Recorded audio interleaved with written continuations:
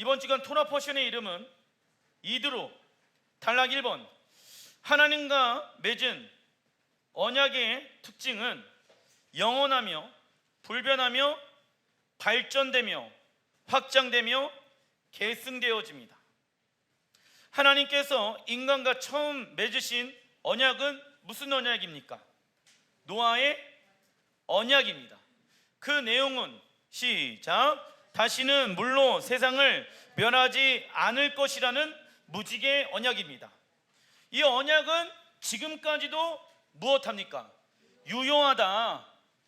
그 이후 하나님은 본격적으로 아브라함과 언약을 맺습니다. 그 아브라함과 맺었던 언약의 내용은 아브라함과 그 자손들을 통하여서 온 열방을 복되게 하실 것이며 인류의 구원을 약속하십니다. 또한 하나님은 아브라함의 언약을 이스라엘로 확장시키셔서 열방이 이스라엘로 접붙임 받을 수 있도록 누구를 보내주셨다? 예수야를 보내주셨다. 그런데 어떤 이들은 하나님께서 노아와 맺은 언약, 다시는 물로 세상을 심판하지 않을 것, 이 언약은 지금까지도 유효하지만 이스라엘과 맺은 언약은 끝났고 이제부터 하나님과 이방교회가 맺은 새 언약의 시대라고 말합니다. 이게 무슨 말입니까? 다시는 물로 세상을 멸하지 않겠다. 노아의 언약이죠. 그 노아의 언약은 우리에게도 유효하다. 그러나 노아 이후에 하나님께서 아브라함과 맺었던 언약, 그리고 이스라엘과 맺었던 그 언약은 어떻게 되어졌다? 끝났다라고 이야기하는 사람들이 있다라는 것입니다. 앞뒤가 맞지 않습니다. 그러나 언약의 갱신, 새 언약은 옛 언약의 토대 위에 세워져서 옛 언약을 새롭고 구체적인 차원으로 확장시키며 옛 언약을 더욱 견고하게 합니다. 즉 하나님께서 옛 언약을 끝내시고 새로운 언약을 도입하신 것이 아니다. 이해되시죠? 성경에서 말하고 있는 언약의 특징 중에 하나는 뭐냐면 그 옛날 맺었던 언약의 내용과 추가되어지는 내용이 있는 것이지 옛 언약의 내용이 끝나는 것이 아니다. 두 번째, 새로운 언약을 맺는다라고 했었을 때 대상이 바뀌어지는 것이지 그 언약의 내용이 바뀌어지는 것이 아니다.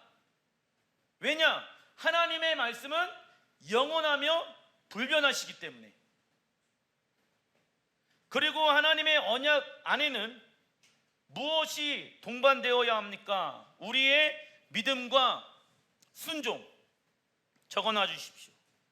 우리의 믿음과 순종이 동반되어야 합니다. 하나님께서 출애굽기 19장, 20장 나와 있는 이 10계명의 내용들을 어떠한 모습으로 말씀을 하십니까? 예레미야 31장 32절 시작. 이 언약은 내가 그들의 조상들이 손을 잡고 애굽 땅에서 인도하여 내던 날에 맺은 것 같이 갖지 아니할 것은 내가 그들의 남편이 되었어도 그들이 내 언약을 깨트렸음이니라. 여호와의 말씀이니라. 자, 하나님께서 애굽 땅에서 그들을 인도하여 내던 날, 그리고 언약을 맺었다라고 나와 있죠. 그 언약 가운데 핵심은 하나님은 누구의 신랑? 이스라엘의 신랑, 남편이 되어졌다라고 말하고 있죠. 이스라엘과 맺었던 시내산 언약의 대상은 신랑 하나님과 신부 이스라엘을 뜻한다. 즉 시내산 언약의 본질은 무엇입니까? 결혼식입니다. 적어놔 주십시오. 결혼식. 그러나 어떤 이는 시내산 언약을 결혼식으로 이해하지 않고 무엇으로 이해합니까? 무거운 계명들이 담긴 십계명을 주신 사건이라고 생각한다고요. 자, 우리가 알아야 될 것은 무엇이냐면 십계명 사건은 우리에게 하나님이 율법을 주신 사건이 아니라 하나님이 우리와 무엇하자고? 결혼하자라고 말씀하신 사건이라고. 그런데 많은 사람들은 십계명을 받은 것은 무거운 계명을 주신 날이라고 여기고 있다라는 것입니다. 관심이 없죠. 그러나 전능하신 하나님께서 당신의 피조물에 불과한 이스라엘 나라를 신부로 선택하시고 결혼식을 올리기 위해 애굽에서 그들을 건져냈습니다. 즉 하나님께서 이스라엘 백성들을 향한 출애굽의 목적은 하나님의 신부, 그들을 출애굽시킨 하나님의 목적은 무엇입니까? 하나님의 신부로 그들을 삼기 위함인 것입니다. 단순히 예수야를 믿고 우리 또한 마찬가지입니다. 천국 가자가 아니라 하나님이 우리에게 예수야를 주신 이유는 우리를 하나님의 무엇으로? 신부로 부르시고 계신다. 목사님, 보잘것없는 제가요 하나님의 신부라고요? 저는 신부이기보다는 그냥 하나님의 백성만 되고 싶어요. 아니에요. 하나님의 백성인 동시에 하나님은 우리를 하나님의 신부로 불러주고 계십니다.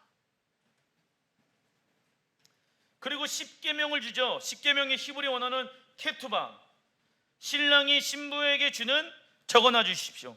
결혼 서약서입니다. 따라서 하나님께서 우리를 구원하신 이유도 단순히 천국에 보내기 위함이 아닌 우리를 하나님의 신부로 부르시는 것입니다.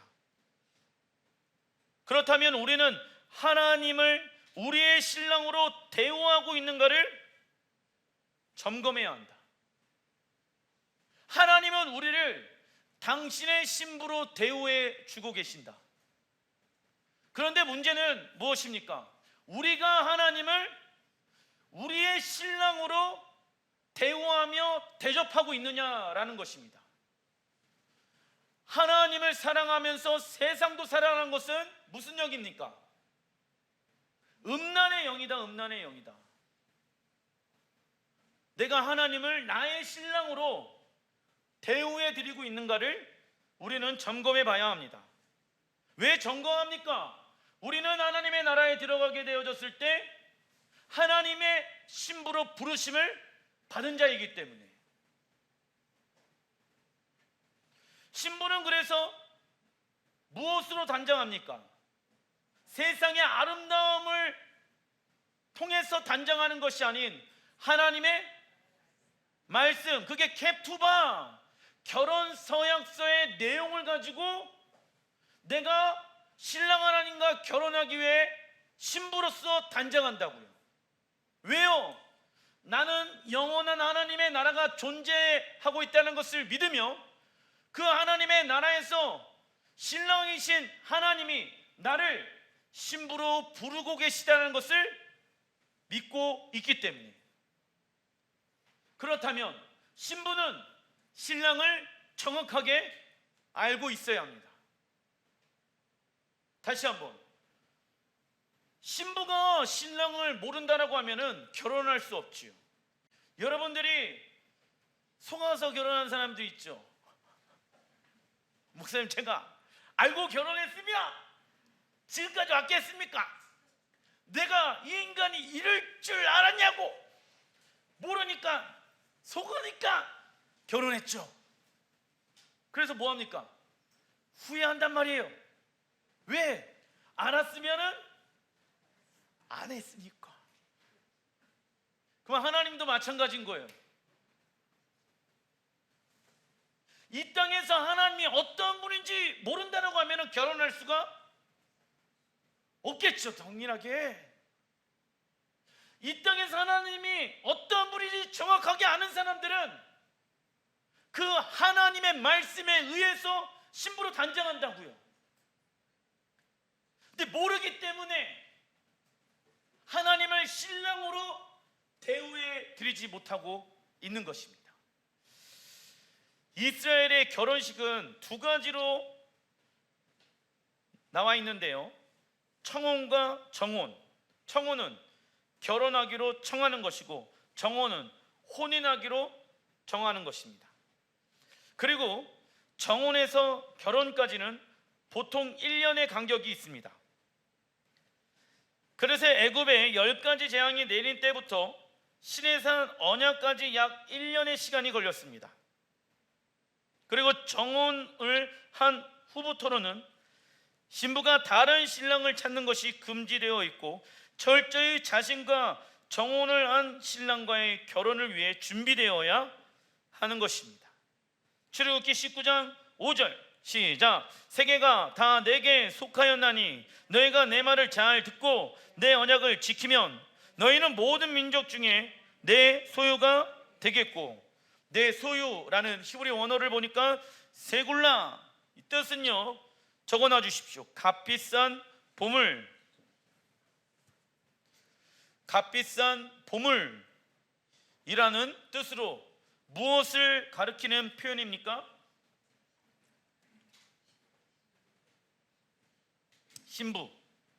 그러니까 소유라는 말을 성경에서 쓰고 있다라고 하면은 신부에게 쓰는 표현, 값비싼 보물과 같다라고 여기시면 됩니다.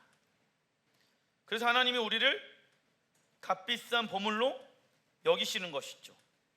이스라엘은 하나님께서 모든 열방 가운데에서 특별한 소유로 여기시고 아주 소중한 존재로 다루시는 존재입니다. 예수야를 통해 구원받고 이스라엘의 접붙임 받는 우리도 값비싼 보물입니다. 이게 우리의 정체성이죠. 하나님이 우리를 내 소유다라고 하는 것은 너는 나의 값비싼 보물이다, 너는 나의 값비싼 신부다. 이게 우리의 무엇입니까? 정체성.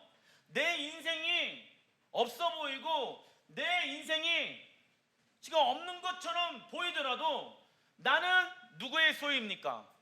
하나님의 소유입니다. 나는 값비싼 하나님의 보물입니다.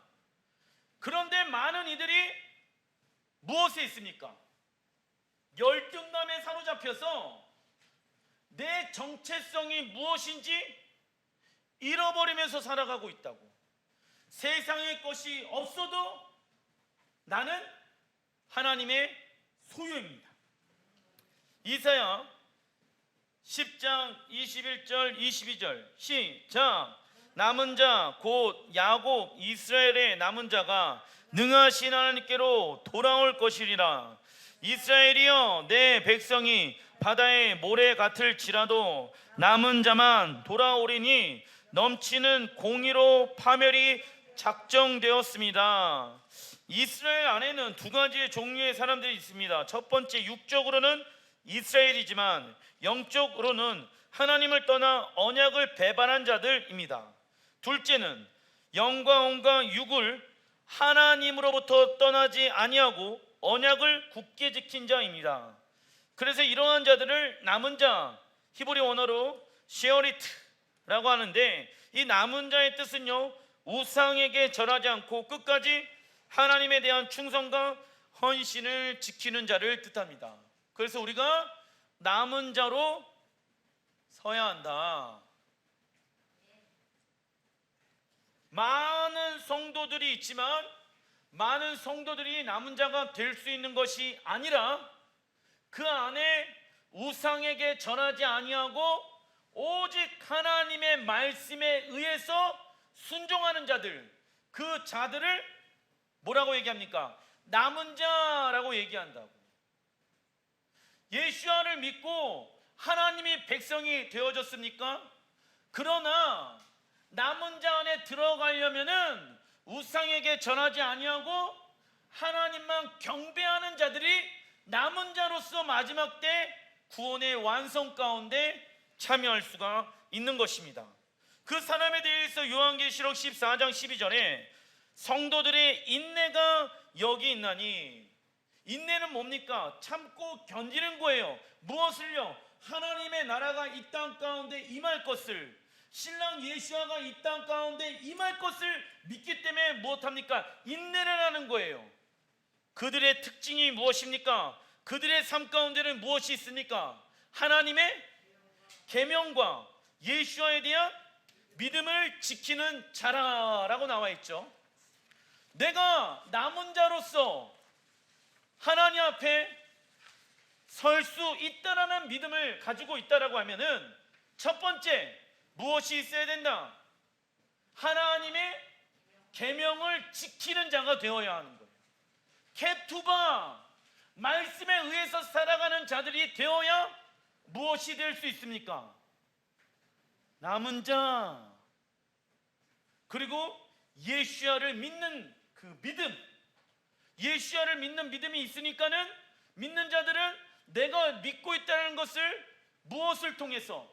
하나님의 말씀에 순종하는 모습을 통하여서 확증시키는 것입니다. 즉 하나님의 말씀을 지켜 행하는 것과 예수야를 믿는 것은 무엇이다? 하나이다. 분리를 시키면 안 된다. 요한복음 14장 15절에도 동일한 말씀이 나와 있죠. 너희가 나를 사랑하면 나의 계명을 지키리라. 하나님을 사랑한다라고 하면은 말로만 하나님을 사랑하는 것이 아니라 하나님의 무엇을 지키는 자들이다? 계명을 지키는 자들이다. 그래서 성령께서 충만한 영으로 일하실 때 성령이 지금 일하시고 계시는구나 라는 것을 내가 느낄 수 있을 때가 언제인지 아십니까? 내가 하나님의 말씀에 지금 순종하지 못하고 있는 어떠한 영역들을 성령께서 조명하고 계실 때 그 사람이 성령 충만한 사람입니다. 다시 한번, 성령에 충만하지 아니한 사람들은요, 죄를 지어도 죄에 대한 죄책감이 없습니다. 그러나 성령에 충만한 사람들을 죄를 짓게 되어졌을 때 성령께서는 그에게 하나님의 말씀을 깨닫게 하십니다. 그리고 그렇게 살면 안 된다라고 하면서 내 마음 가운데 그 죄에 대한 찔림을 허락하십니다. 그게 성령의 충만한 자들, 그것이 하나님을 진짜 사랑하는 사람들. 말로만 하나님을 사랑하고 그냥 마음으로만, 느낌으로만 하나님을 사랑한다는 것은 잘못된 사랑입니다. 하나님을 사랑한다라고 하면은 하나님의 계명을 지켜 행하는 것이죠. 왜 하나님의 계명을 지켜 행합니까? 하나님의 계명은 하나님 나라에 들어가서 살아가는 헌법과 같기 때문에 나는 이 땅에서 하나님 나라에 들어갈 예행 연습을 하는 자이기 때문에 이 땅에서의 시간을 하나님의 나라와 그의 의를 위해서 살아간다.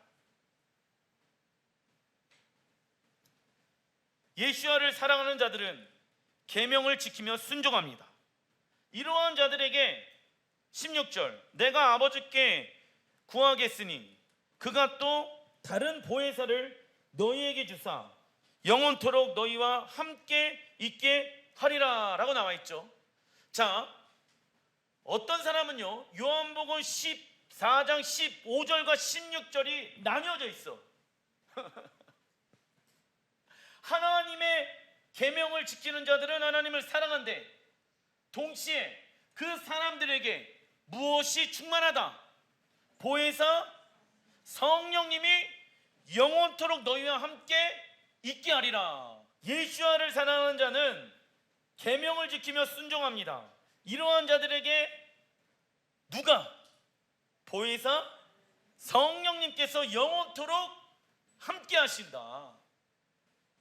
쉬운 말로 하나님을 사랑하는 자, 하나님의 계명을 지키는 자들에게 보혜사 성령님은 하나님의 사람들을 진리로 이끌어 가시잖아요. 그래서 진리의 성령님이라고도 말씀하시잖아요. 왜 진리로 이끌어 가십니까? 구원받은 자들이 신랑이신 하나님의 형상을 닮아갈 수 있도록 단장시키는 것입니다. 왜요? 신부는 진리로 단장해야 하기 때문에 성령께서 그 하나님을 사랑하는 자들을 도와주신다고. 성령께서 하나님의 계명을 지키는 자들에게 역사해 준다고. 성령의 기름 부으심은 누구에게 임합니까? 하나님의 말씀에 순종하는 자들에게 임하는 거예요. 연약함이 있어요. 부족함이 있어요.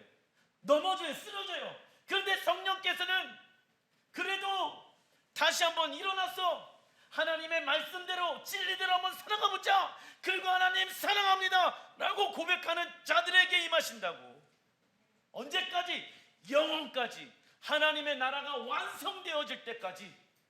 그러나 하나님을 사랑한다라고 고백은 하는데 하나님의 말씀에 의해서 살아가려고 하는 어떠한 순종도 노력도 안 한다라고 하면은 성령님은 도와주실 수가 없습니다. 그렇다면 이스라엘 백성들이 십계명을 받은 절기는 언제입니까? 오순절, 그죠? 히브리 원어로 샤보트입니다.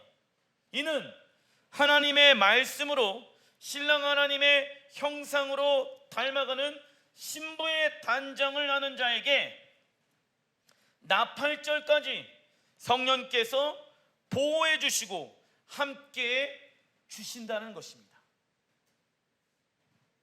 성령님께서는 죄를 깨닫게 하시며 능력과 권세를 주시며 예언케 하시며 이스라엘 백성들이 광야의 여정을 잘 나아갈 수 있도록 인도해 주시며 예수와의 제자들이 이방인에게 복음을 전하게 하셨습니다. 사도행전 2장에 보게 되어지면 오순절 절기 가운데 임하신 성령님에 대해서 나와 있죠. 따라서 오순절의 가장 중요한 주제는 무엇일까요? 토라와 성령님. 적어놔 주십시오. 토라와 성령님입니다. 그러나 하나님의 말씀으로 살아가지 않는다라고 하면은 성령님은 우리와 함께 하실 수가 없다. 자, 단락 2번. 하나님께서 이스라엘 백성들에게 주신 십계명의 내용은 첫째 계명, 둘째 계명으로 나눠 있지 않고 내용으로만 나열되어져 있습니다. 그런데 히브리어로 된 십계명과 기독교 천주교에서 말하는 십계명과의 차이가 있습니다. 그 십계명의 시작은 출애굽기 20장 1절부터 나와 있는데 하나님이 이 모든 말씀으로 말씀하여 이르시되 2절 시작. 나는 너를 애굽 땅 종되었던 집에서 인도하여 낸 내 하나님 여호와이니라. 3절 너는 나 외에는 다른 신들을 내게 두지 말라. 내 이웃의 집을 탐내지 말라입니다. 자, 이스라엘의 십계명은 첫째 계명이 무엇이냐면 출애굽기 20장 2절에 나와 있는 나는 너를 애굽 땅 종되었던 집에서 인도하여 낸 너의 하나님 여호와라입니다. 이게 유대인들이 지금 여기고 있는 첫 번째 계명이에요. 하지만 유대인들은요, 첫 번째, 두 번째, 세 번째 10가지의 어떠한 숫자 넘버로 십계명을 외우고 있는 것이 아니라 내용으로 그냥 통째로 계명이라고 말씀하고 있습니다. 10가지 내용의 계명으로 알고 있습니다. 그런데 기독교에서 말하는 십계명은 첫 번째는 무엇입니까? 너는 나 이외에 다른 신들을 내게 두지 말라입니다. 문제가 있지요. 하나님께서 이스라엘 백성들에게 십계명을 주신 그 내용의 첫 번째는 나는 너를 애굽 땅 종되었던 집에서 인도하여 낸 내 하나님 여호와이나. 이게 첫 번째 계명인데 천주교와 기독교에서는 이걸 빼고 출애굽기 20장 3절부터 십계명을 넣기 시작했다는 것이죠. 그렇다면 왜 기독교와 천주교에서는 이스라엘의 10계명 중에 첫 번째 계명을 뺐을까요? 이스라엘의 10계명의 시작, 나는 너를 애굽 땅 종이 되었던 집에서 인도하여 낸 너희 하나님 여호와로 시작합니다. 하나님께서 이스라엘 백성들을 애굽에서 건져내신 이유는 시작, 약속의 땅으로 인도하시기 위함입니다. 그죠? 10계명의 내용이 첫 번째가 중요하겠죠. 근데 첫 번째 내용의 핵심은 무엇이냐면, 나 여호와는 말이지 너희 이스라엘 백성들을 애굽으로 출애굽시켰어. 그 목적은 내가 너희들에게 아브라함 때부터 약속했던 약속의 땅, 어디입니까? 이스라엘로 너희를 인도하기 위함이야. 너희들이 가야 할 집은 언약의 땅, 약속의 땅, 이스라엘이야. 알겠지? 내가 너희와 언약을 첫 번째 맺은 내용이야. 이것을 잃어버리면 안 돼. 너희들이 최종적으로 가야 할 땅, 약속의 땅, 언약의 땅을 잃어버리면 안 돼. 그죠? 그래서 첫 번째 내용이 중요한 거예요. 그런데 교회와 천주교에서는 첫 번째 내용이 걸리는 게 너무 많은 거예요. 왜 걸립니까? 첫 번째 걸리는 이유, 이스라엘을 하나님이 애굽에서 건져내셨지 교회를 애굽에서 건져낸 게 아니잖아요. 굳이 애굽에서 건져내신 여호와를 기억할 필요가 있다 없다? 없다. 왜요? 우리는 이스라엘이 아니기 때문에. 영적으로 이스라엘로 대체되어졌지만 실질적으로 애굽에서 나온 사람들은 이스라엘 나라 사람들이거든. 그런데 그 당시 로마의 입장에서는 이스라엘이 꼴보기 싫은 존재였습니다. 이스라엘의 하나님이 아니라, 여호와의 하나님이 아니라 교회의 하나님, 우리의 하나님이 되어야 돼. 그러기 위해서는 출애굽기 20장 2절의 내용이 빠져야 되는 것이죠. 그리고 3절부터 시작되어지는 것입니다. 그리고 결혼 서약서에 신랑이 썼다는 서명 적어놔 주십시오. 여호와. 기독교 10계명에는 여호와라는 이름이 빠져있죠. 그런데 10계명은 결혼 서약서잖아. 근데 이스라엘의 10계명은 나는 너를 애굽 땅 종되었던 집에서 인도하여 낸 너희의 하나님 무엇이다? 여호와. 여호와라는 이름이 빠졌어. 신랑의 이름이 여호와다. 여호와 안에 담겨져 있는 세 가지 의미는 무엇입니까? 첫 번째, 언약을 지키시는 하나님. 그죠? 언약을 지켜야 돼. 그런데 가톨릭에서는 언약 지킬 필요 없어. 우리는 새 언약 가운데 들어가 있는 사람들이야. 새 언약이 뭐예요? 하나님 사랑, 이웃 사랑. 근데 사실은 동일한 내용의 확장성을 의미하는 것이지 그 대상이, 내용이 바뀌는 것이 아니죠. 둘째, 약속의 땅을 기업으로 주시는 하나님. 셋째, 은혜와 자비와 긍휼의 하나님. 하나님은 아브라함과 이삭, 야곱에게 여호와의 이름을 개인적 차원으로 경험시켜 주었고, 그 다음은 이스라엘 백성들에게 국가적 차원으로 경험시켜 주었습니다. 마지막으로는 여호와의 이름을 열방의 차원으로 이방 교회에게 경험시켜 주시길 원하십니다. 그렇게 그 여호와의 이름을 경험하기 위해서는 이방 교회가 이스라엘에게 무엇을 당해야 됩니까? 접붙임을 당해야 됩니다. 그게 이스라엘로 넘어온 게 아니라, 이해되십니까? 열방이 이스라엘로 접붙임을 받았다라고 나와 있잖아요. 왜?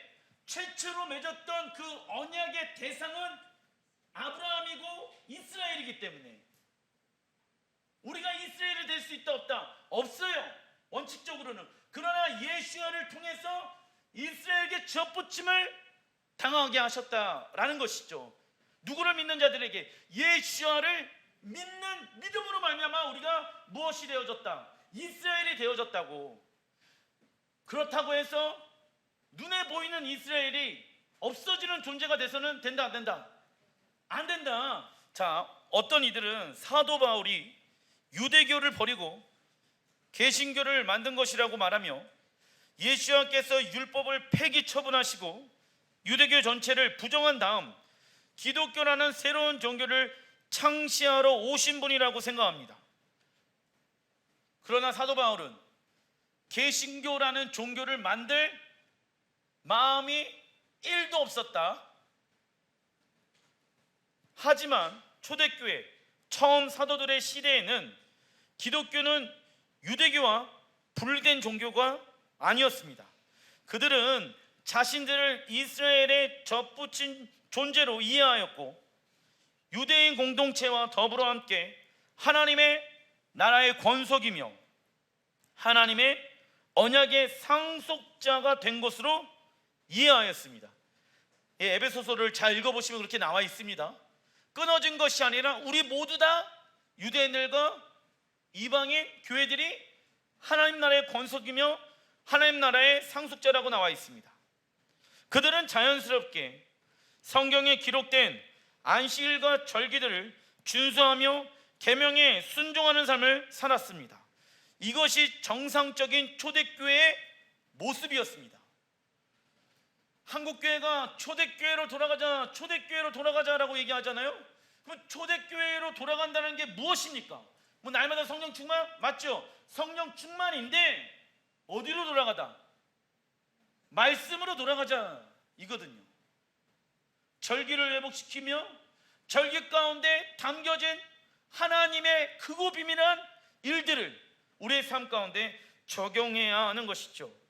그러나 AD 70년 1차 유대인 반란과 2차 유대인 반란 AD 135년에 계속 로마 제국 내에서 유대인들을 향한 반감과 거부감은 극에 달하게 되며 그러한 반유대적인 정서 속에서 서서히 싹트기 시작한 것이 무엇입니까? 대체 신학입니다. 단락 3번 출애굽기 19장 16절 18절 시작. 셋째 날 아침에 우레와 번개와 빽빽한 구름이 산 위에 있고 나팔 소리가 매우 크게 들리니 진중에 있는 모든 백성이 다 떨더라. 모세가 하나님을 맞으려고 백성을 거느리고 진에서 나오매 그들이 산 기슭에 서 있는데 시내산에서 연기가 자욱하니 여호와께서 불 가운데서 거기 강림하시리나. 자, 이스라엘 백성들이 시내산에서 하나님을 보게 되어졌을 때 그 하나님이 어떠한 모습으로 나타나게 되어집니까? 여호와께서 불 가운데 강림하시는 것을 경험하게 되어집니다. 이것을 기억하고 계십시오. 출애굽기 첫 번째 오순절은 출애굽기 19장 시내산 사건으로부터 시작되어진다. 본래 오순절의 핵심은 단순히 성령님의 역사가 나타난 날을 기념하는 것이 아닌 신랑 하나님과 신부 이스라엘이 결혼 서약서로 토라를 받은 데 있습니다. 하나님께서 이스라엘 백성들과 결혼 언약을 맺으시기 위해 시내산에 강림한 현장을 직접 눈으로 보았고 하늘에 울리는 나팔 소리와 천둥 번개 소리를 듣게 되어집니다. 그리고 여호와의 영광이 구름과 같지만 모든 것을 삼켜 태워버리는 맹렬한 불같이 보이게 되어집니다. 출애굽기 20장 3절 너는 나 외에는 다른 신들을 내게 두지 말라 이러면서 십계명을 받고 나서 18절에 무 백성이 무엇을 보게 되어지냐면 우레와 번개와 나팔 소리와 산의 연기를 본지라. 자, 하나님의 캡투바 결혼 서약서를 이스라엘 백성들이 받았어요. 그리고 하나님의 영광을 듣기도 하였지만 보게 되어집니다. 보게 되어졌을 때 불과 같은 하나님, 그 형상을 보게 되어져요. 그 하나님의 영광을 봤을 때 그들이 떨며 멀리 서서 여호와께서 모세에게 이르시되 너는 이스라엘 자손에게 이같이 이르라. 내가 하늘로부터 너희에게 말하는 것을 너희 스스로 보았으니. 하나님께서 모세를 통해 십계명을 이스라엘 백성들에게 간접적으로 전달받은 것이 아닙니다. 이스라엘 백성들이 직접 들었습니다. 모세가 이스라엘 백성들에게 십계명을 준 것이 아니라 하나님께서 이스라엘 백성들에게 직접 주셨다. 우리는 오해하고 있었죠. 모세를 통하여서 이스라엘 백성들에게 십계명을 줬다라고 생각하잖아요. 근데 오늘 성경 보니까 십계명의 내용을 이스라엘 백성들이 직접 보았다라고 나와 있잖아. 그러므로 오순절의 절기에는 무엇보다 적어놔 주십시오. 하나님과 맺은 결혼 언약, 하나님과 맺은 결혼 언약을 기억하며 우리 마음 가운데 무엇을? 토라를 사랑하는 마음이 불같이 일어나야 한다. 그리고 18절에 천둥 소리처럼 울리는 하나님의 소리를 이스라엘 백성들은 보았다라고 말합니다. 그것은 단순히 귀로만 들리는 소리가 아니라 눈으로도 볼 수 있는 어떠한 물질처럼 이스라엘 백성들에게 무엇이? 케투바가 하나님의 말씀이 다가왔다라는 것이죠. 시내산에서 울려 퍼진 하나님의 음성은 결코 사람이 감당할 수 있는 소리가 아니었습니다. 유대 전승에 따르면 하나님의 음성이 불꽃 모양으로 이스라엘 진영을 에워쌌으며 그 불꽃이 개개인의 이스라엘 백성들의 머리 위에 머물러 있었다고 기록되어져 있습니다. 그리고 십계명을 선포하시는 하나님의 음성이 온 세계에 울려 퍼졌고 열방이 이해할 수 있도록 70개의 언어로 갈라지고 나뉘어져 들렸다라고 합니다. 사도행전 2장 3절, 마치 불의 혀처럼 갈라지는 것들이 그들에게 보여 각 사람 위에 하나씩 임하여 있더니. 유대 전승에 나와 있는 내용들이랑 동일한 열방에 흩어져 있는 유대인들 약 200만 명의 사람들이 오순절을 지키기 위해 예루살렘에 모여 있습니다. 열방에서 모인 유대인들이 예수와의 제자들 머리 위에 불의 혀처럼 갈라지는 것들이 임하는 것을 직접 보았습니다.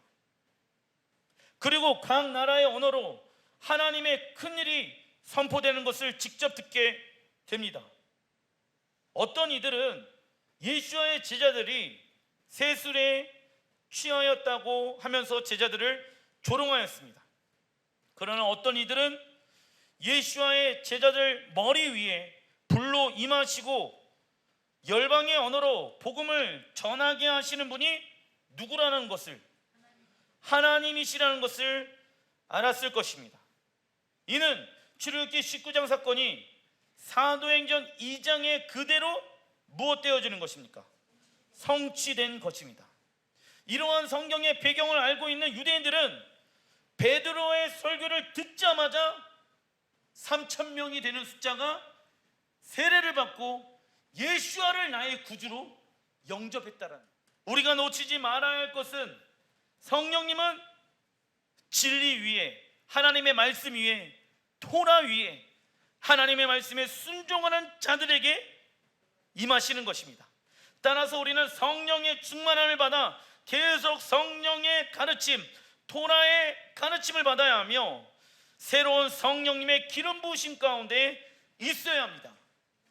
그러면 사도행전에 나와 있는 그 초대교회의 역사가 동일하게 우리의 삶 가운데도 일어날지라 믿습니다. 성령의 충만함은 어디에서부터 오게 되어집니까?